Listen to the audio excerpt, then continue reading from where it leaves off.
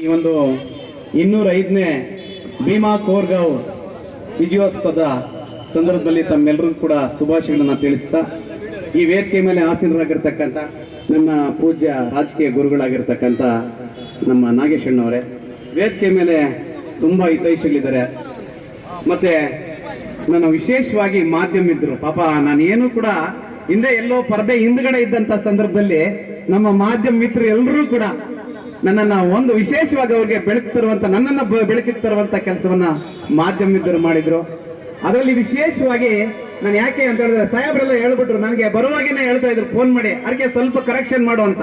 ಏನ್ ಸರ್ ಅಂದೆ, ನೋಡಿ 1817ರಲ್ಲಿ ನಮ್ಮ ಈ ಕೋರ್ಗಾಂವ್ನಲ್ಲಿ ನಮ್ಮ ಏನು ಮಹಾ ರೆಜಿಮೆಂಟ್ ಇದೆ ನೋಡಿ, ಅವರೇ ಈ ಪೇಶ್ವೆಗಳನ್ನ ಅಟ್ಟಾಡ್ಸ್ಕೊಂಡು ಹೊಡೆದಾಕ್ಬಿಟ್ರು ಅಂತ ಅವ್ರು ನನಗೆ ಹೇಳ್ತಾ ಇದ್ದಾರೆ ಫೋನ್ ಮಾಡಿ. ಹೌದು ಸರ್ ಅಂತ. ಏನ್ ಸರ್ ನೀವು ಇನ್ನೀರು technical officer of the state, ಏನ್ sir history economics political science ನೀವೇ ಮಾತಾಡ್ಬಿಟ್ರೆ, ನಾನು ಹಿಸ್ಟ್ರಿ ಲೆಕ್ಚರ್ ನಾವೇನ್ ಸರ್ ಮಾತಾಡೋದು, ಎಲ್ಲ ನೀವೇ ಮಾತಾಡ ಬಾಳೆ. ಯಾಕಂದ್ರೆ ಈ ವಿಷಯಗಳನ್ನ ನಾನು ಕೇಳಿದ್ರೆ ಪಾಪ ಹೇಳ್ತಾ ಇದ್ರು. ನಿನ್ನೆ ಮನೆಯಲ್ಲಿದ್ದಾಗ ಹೇಳಿದ್ರು, ಅದಕ್ಕೆ ನಮ್ಮ ಮೆಕ್ಯಾನಿಕ್ ಶ್ರೀನಿವಾಸ್ ನಾನು ಫೋನ್ ಮಾಡಿದ್ದಾನೆ, ಆದ್ರೂ ಜನವರಿ 1 ನಾನು ಮನೆಯಲ್ಲೇ ಇರಬೇಕು. ನಿಮ್ಗೆ ಗೊತ್ತಲ್ಲ ಮನೆಯಲ್ಲಿ ಹೆಂಗೆ ಆ ಕಡೆ ಈ ಕಡೆ ಜನವರಿ 1 ಜೊತೆಲ್ಲೇ ಹೋಗ್ಬೇಕು. ಈ ಒಂದು ದಿನ ಅಲ್ಲಿ ಇದ್ಬಿಟ್ರೆ ಅಕಸ್ಮಾತ್ ವರ್ಷ ಪೂರ್ತಿ ಅವ್ರು ಸುಳ್ಳು ಹೇಳ್ತಾ ಇರ್ಬೋದು. ಮನೆಯಲ್ಲಿ ಅವರೇ ಹೇಳಿದ್ರು, ಆದ್ರೂ ನಾನು ಮೆಕ್ಯಾನಿಕ್ ಕರೆದ್ಬಿಟ್ಟಿದ್ದೀನಿ, ನಾನು ಬಂದೇ ಬರ್ತೀನಿ. ಇಲ್ಲ, ನನ್ನ ಮೇಲೆ ತುಂಬಾ ಅಪಾರವಾಗಿರ್ತಕ್ಕಂಥ ಎಲ್ಲೋ ಒಂದ್ ಕಡೆ ಪ್ರೀತಿ ಗೌರವ ಇಟ್ಕೊಡೋದು, ನಾನು ಬರ್ತೀನಿ, ಮೆಕ್ಯಾನಿಕ್ ಹೇಳಿದಾನೆ ಅಂತ ಹೇಳಿ ಹೇಳಿದ್ರು ನನಗೆ. ಹಾಗೆ ಬಹಳ ವಿಶೇಷವಾಗಿ ಈ ಸಂದರ್ಭದಲ್ಲಿ ನಾನು ಇಲ್ಲಿ ಬಂದಿರತಕ್ಕಂಥವ್ರಿಗೂ ಕೂಡ ಮತ್ತೊಮ್ಮೆ ನಿಮಗೆ ಶುಭಾಶಯಗಳನ್ನು ತಿಳಿಸ್ತಾ, ಬಂಧುಗಳೇ, ನಾನು ಹೆಚ್ಚಿಗೆ ಮಾತಾಡಕ್ಕೆ ಹೋಗಲ್ಲ. ನಾನು ಏನೇನು ಹೇಳ್ಬೇಕು ನಾಗೇಶಣ್ಣವರೆಲ್ಲ ಹೇಳ್ಬಿಟ್ಟಿದ್ದಾರೆ. ಇನ್ನು ಅದೇ ಸ್ಟೋರಿ ಹೇಳಿದ್ರೆ ನನ್ನ ಸ್ಟೋರಿ ಚೆನ್ನಾಗಿರಲ್ಲ.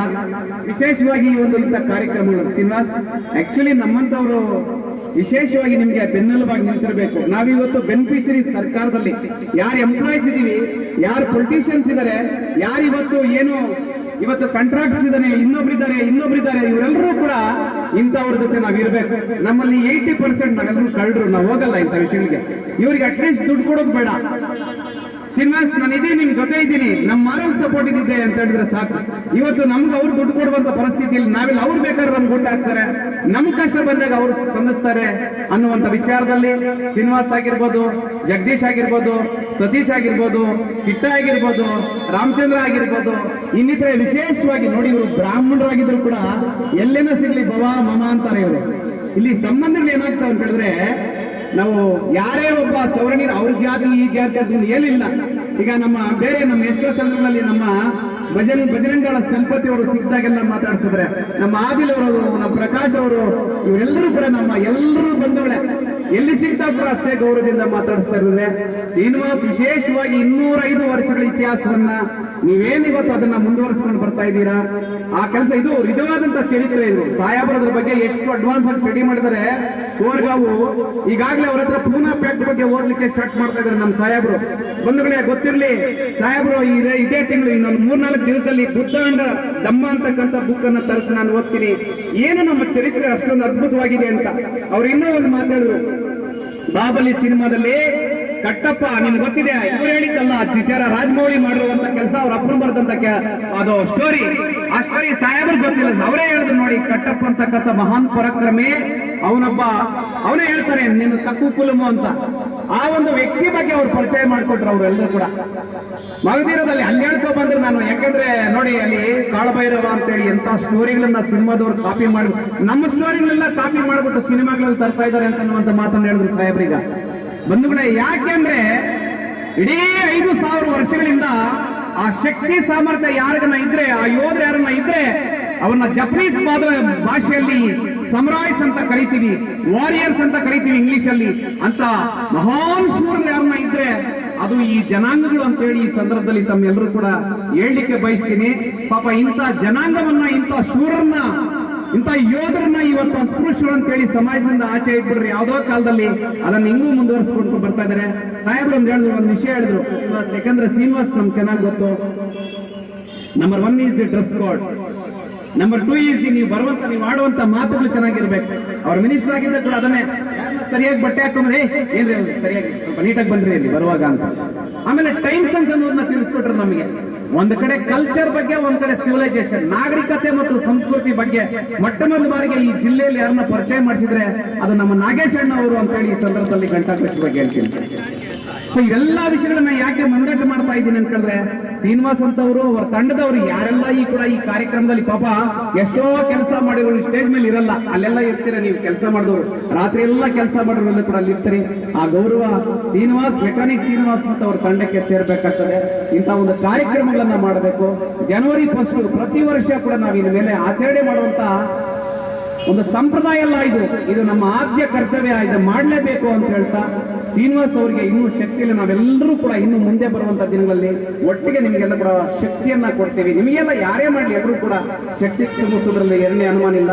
ಆಮೇಲೆ ನಾವಿವತ್ತು ನೋಡಿ, ನಾವು ಚೆನ್ನಾಗಿದ್ರೆ ನಮ್ಮನ್ನೆಲ್ಲರೂ ಕೂಡ ತಪ್ಪಿಕೊಳ್ತಾರೆ. ನಮ್ಮ ಡ್ರೆಸ್ ಕೋಡು, ನಾವು ಮಾತಾಡುವಂತ ಮಾತು, ನಾವು ನಡ್ಕೊಳ್ಳುವಂತ ರೀತಿ ಚೆನ್ನಾಗಿದ್ರೆ ಎಲ್ಲರೂ ಎಲ್ಲಾ ವರ್ಗದವರು ನಮ್ಮನ್ನ ಸೇರಿಸಿಕೊಳ್ತಾರೆ. ಅದನ್ನ ಆ ಒಂದು ಪಾಠವನ್ನ ಮೊಟ್ಟ ಮೊದಲ ಬಾರಿಗೆ 2018 ಆದ್ಮೇಲೆ ಅವರು ಸಚಿವರಾದ್ಮೇಲೆ ಆ ಒಂದು ವಿಚಾರಗಳನ್ನ ನಮ್ಮ ಕೋಲಾರ ಜಿಲ್ಲೆಗೆ ಪರಿಚಯ ಕೊಟ್ಬಿಡು ನಮ್ಮ ನಾಗೇಶ್ ಅಣ್ಣವರು. ಒಂದು ವೇಳೆ ಇದನ್ನ ಇಷ್ಟೆಲ್ಲ ಹೇಳ್ತಾ ಇನ್ನು ಸಾಕಷ್ಟು ವಿಷಯಗಳು ಈಗಾಗಲೇ ನೋಡಿ, ನಾವ್ ಹೇಳ್ಬೇಕಾಗಂತ ಸ್ಟೋರಿ ಇವ್ರಿಗೂ ಬ್ರಾಹ್ಮಣರಿಗೂ ನಮಗೂ ಬಹಳ ಸಂಬಂಧ. ಯಾಕಂದ್ರೆ ನಮ್ಮ ಅಂಬೇಡ್ಕರ್ ಅವ್ರಿಗೆ ಹೆಣ್ಣು ಕೊಟ್ಟವ್ರು ಇವರೇ ಬ್ರಾಹ್ಮಣರು. ಹೆಣ್ಣು ಹೆಂಡತಿ ನಮಗೆ ಏನ್ ಮದುವೆ ಮಾಡಿಕೊಟ್ಟಾಗ ಬ್ರಾಹ್ಮಣರೇ ಕೊಟ್ಬಿಟ್ರು ಹೆಣ್ಣು ನಮಗೆ. ಈಗ ನಮಗೇನು ಜಾತಿನೇ ಇಲ್ಲ, ಎಲ್ಲೋ ಒಂದ್ ಕಡೆ ಅಲ್ಲೆಲ್ಲಿ ಜಾತಿ ಅದು ಇದು ಎಲ್ಲ ಅಲ್ಲೇ ಇಲ್ಲ, ಜಾತಿನೇ ಇದೆ. ಬಟ್ ಎನಿವೆ ನೋಡಿ, ನಮ್ಮ ಸಾಹೇಬರಿಗೆ ಬಂದ್ರೆ ಅವ್ರ ಜಾತಿ ಇಲ್ಲ. ಯಾಕೇಳಿ ಅಧಿಕಾರ ಇದೆ ಅವ್ರ ಹತ್ರ, ದುಡ್ಡಿದೆ, ಎಲ್ಲಕ್ಕಿಂತ ಮುಖ್ಯವಾಗಿ ಓದಿದ್ದಾರೆ. ಓದು, ಸಂಪತ್ತು, ಅಧಿಕಾರ ಇವಿದ್ದಾಗ ಅವ್ರಿಗೆ ಮಾತ್ರ ಜನ ಎಲ್ಲ ಸೇರಿಸ್ಕೊಂಡು ಸರ್ ಬನ್ನಿ ನಮ್ಮ ಒಳಗಡೆ ಬನ್ನಿ, ನಮ್ಮ 3 ಜನ ನೋಡಿ ಮನೆಗೆ ಕರ್ಕೊಂಡು ಹೋಗ್ತಾರೆ. ನಮ್ಮ ಬಾಲಸ್ವಾಮಿ ಕರ್ಕೊಂಡು ಹೋಗ್ತಾರೆ. ಅದು ಬಾಲಸ್ವಾಮಿ ಗೊತ್ತಲ್ಲ, ಅವರು ಬ್ರಾಹ್ಮಿನ್ಸ್ ಎಂತ ಟ್ರೆಡಿಷನ್, ಎಂತ ಆರ್ಥೋಡಾಕ್ಸ್ ಸಂಪ್ರದಾಯ ಆದ್ರೂ ಒಳಗಡೆ ಕರ್ಕೊಂಡು ಹೋಗ್ತಾರೆ. ಇದೆಲ್ಲ ನಾನು ಯಾಕೆ ನಿಮ್ಗೆ ಹೇಳ್ತಾ ಇದ್ದೀನಿ ಅಂತಂದ್ರೆ, ನಾವು ಒಂದೇದು ಓದಬೇಕು, ಎರಡನೇದು ಕಷ್ಟಪಟ್ಟು ದುಡಿಬೇಕು. ದುಡಿದಾಗ ಮಾತ್ರ ಎಲ್ಲ ಬೀದಿಗಳಲ್ಲಿ ಓಡ್ಕೊಡ್ಕೊಂಡ್ರೆ ಆಗಲ್ಲ.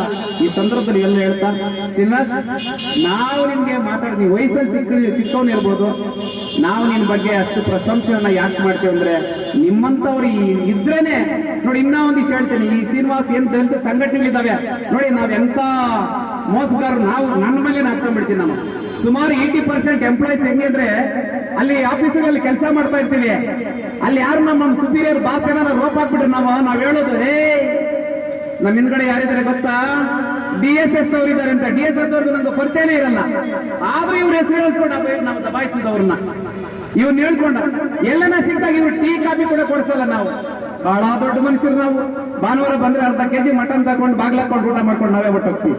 ಯಾರಿಗೂ ಊಟ ಕೂಡ ಕರೆಯಲ್ಲ ಅಂತ ನಾವು ಮಹಾನ್ ಉದಾರವಾದಿಗಳು ನಾವೆಲ್ಲ. ಶ್ರೀನಿವಾಸ್, ನಿಮ್ಮ ತಂಡಕ್ಕೆ ಈ ಪಾಪ ಎಷ್ಟೋ ವರ್ಷಗಳಲ್ಲಿ ನಮ್ಮ ಸತೀಶಿ ಕೂಡ ಯಾವ್ದೋ ಒಂದು ವಿಚಾರದಲ್ಲಿ ಸಿಕ್ಕಾದ್ರು. ಸತ್ಯವನ್ನು ಹೇಳಕ್ ಹೋದ್ರೆ ಭಯ. ಇದೆಲ್ಲ ಸತ್ಯಗಳು ನಮ್ಮ ಸಚಿವರಂತವ್ರ ಮುಖಾಂತರ ಇಂಥವನ್ನೆಲ್ಲ ಹೇಳಿಸ್ಬೇಕು ಅಂತ ಹೇಳ್ತಾ ಪ್ರತಿ ವರ್ಷ ಈ ಕಾರ್ಯಕ್ರಮ ಮಾಡ್ರಿ, ನಿಮ್ಗೆ ಒಳ್ಳೇದಾಗಿದೆ. ನಮ್ಮ ಹಿಂದ್ಗಡೆ ಸಂವಿಧಾನ ಇದೆ ನೋಡಿ, ಸಾಹೇಬ್ರನ್ನು ಮಾತಾಡಿದ್ರು ಸಂವಿಧಾನವನ್ನ ಪೂಜಿಸಿ, ಸಂವಿಧಾನಕ್ಕೆ ಗೌರವ ಕೊಡಿ, ಈ ನೆಲದ ಕಾನೂನಿಗೆ ಗೌರವವನ್ನ ಕೊಡಿ. ಯಾವುದೇ ಕೆಲಸವನ್ನ ಮಾಡಿ ಒಂದು ಮಾತಾಡಿದ್ರು ನೋಡಿ, ದೊಡ್ಡ ಮಾತವರು ದೌರ್ಜನ್ಯ ಬೇಡ, ಎಲ್ಲ ಏನೇ ನಮ್ಗೆ ಸಮಸ್ಯೆಗಳಾದಾಗ ಸಂವಿಧಾನಬದ್ಧವಾಗಿ ನಾವು ಅದನ್ನ ಹೋರಾಟವನ್ನ ಮಾಡ್ಬೇಕನ್ನುವಂತ ಮಾತನ್ನ ತಿಳಿಸಿದ್ರು ಅವರು. ಈ ಸಂದರ್ಭದಲ್ಲಿ ಇದನ್ನ ಮನವರಿಕೆ ಮಾಡ್ಕೊಳ್ಳಿ. ಅವ್ರ ಒಂದೊಂದು ಪಾಯಿಂಟ್ ಹೇಳುದವರು ಈ ಎಲ್ಲಾ ವಿಚಾರಗಳನ್ನ ನಾವು ಮುಂದಟ್ಟು ಮಾಡ್ಕೋಬೇಕು. ನಿಮ್ಮೆಲ್ಲರಿಗೂ ಕೂಡ ಇನ್ನು ಮುಂದೆ ಬರುವಂತಹ ದಿನಗಳಲ್ಲಿ ನಿಮ್ಗೆ ಒಳ್ಳೇದಾಗ್ಲಿ ಅಂತ ಹೇಳ್ತಾ ಈ ಸಂದರ್ಭದಲ್ಲಿ 2 ನಿಮಿಷ ಅಂತ ಜಾಸ್ತಿ ಟೈಮ್ ತಗೊಂಡ್ಬಿಟ್ಟೆ. ನಿಮ್ಗೆಲ್ಲ ಈ ಒಂದು ಭೀಮಾ ಕೋರ್ಗಾಂವ್ದ ಈ ಒಂದು ವಿಜಯೋತ್ಸವದ ಶುಭಾಶಯಗಳನ್ನು ತಿಳಿಸ್ತಾ ನಾನು 2 ಮಾತುಗಳನ್ನು ಮುಗಿಸ್ತಾ ಇದ್ದೀನಿ. ಜೈ ಭೀಮ್, ನಮೋ ಬುದ್ಧಾಯ.